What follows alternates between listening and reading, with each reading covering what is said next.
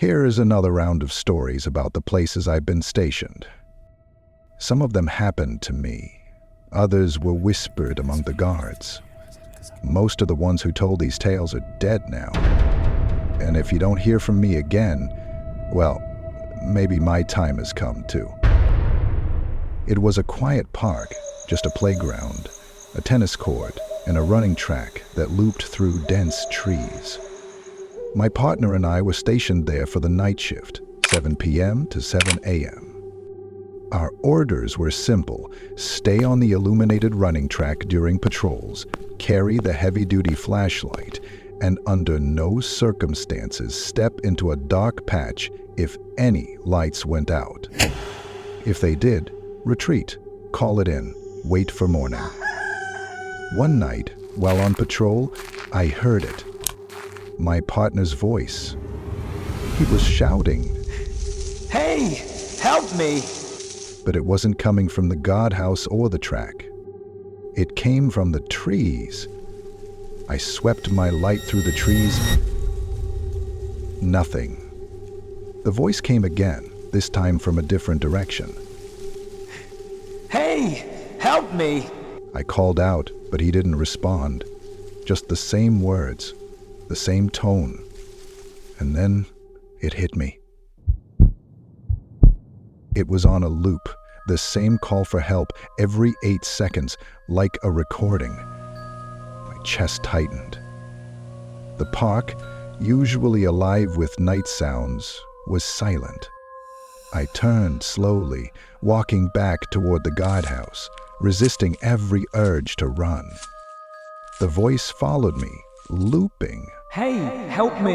Until I reached the safety of the lights. My partner was in the guardhouse. He hadn't left. We called HQ, and within minutes, an intervention unit arrived.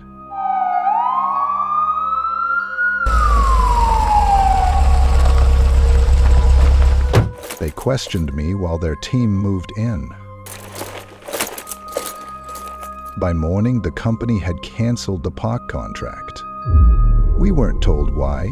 I didn't ask. A former intervention team member once told me about a residential building they were called to. The guard's job was simple: keep people out of room 416. It was unoccupied, but every night, between 2 and 3 a.m., the noises started. Giggling. Footsteps. Whispers.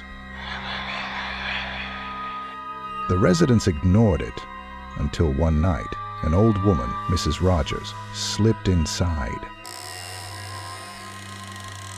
The team reached the door and heard hushed voices, like a classroom of kids whispering. But when they touched the doorknob, silence. Inside, the room was empty, untouched for years. Then they heard it, a faint wheezing from above. They looked up. Mrs. Rogers was on the ceiling, on all fours, her head twisted unnaturally, staring at them. Saliva dripped from her mouth. Her fingers, they weren't fingers anymore, claws. She leapt faster than they could react.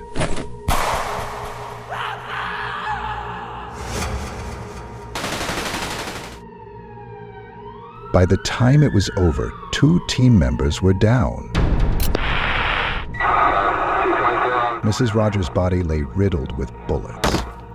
The next day, the building was evacuated.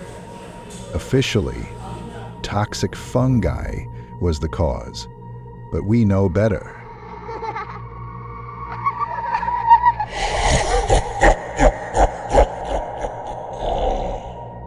Another God story, though he disappeared not long after. He was stationed at a private school. His job was to count the students after class, simple enough. Until one day his count came up wrong, 33 students, not 32. He had the teacher call roll 32 names, 32 students answered. But there were still 33 in the room. He called HQ, laughing nervously. But the voice on the other end wasn't laughing. HQ, this is Post 12. I've got a situation here. Go ahead, Post 12. What's the issue? I counted the students in classroom 4B, and the number's off. I've got 33 here, should be 32. Repeat that? 33, not 32? Yeah, I thought maybe I counted wrong, but I've gone over it 3 times. The teacher even called roll. 32 names, but there are 33 kids. I don't know how. Listen carefully. Get the teacher out of the room. Now. Lock the door behind you. Do not let anyone leave until intervention arrives. Wait, what? They lock him in? What's going on?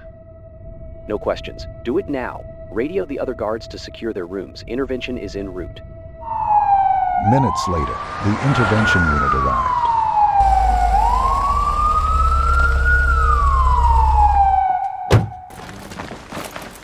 The school was quiet the next day, as if nothing had happened. But he never saw that classroom the same way again.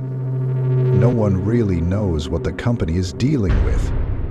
Even intervention units are left in the dark.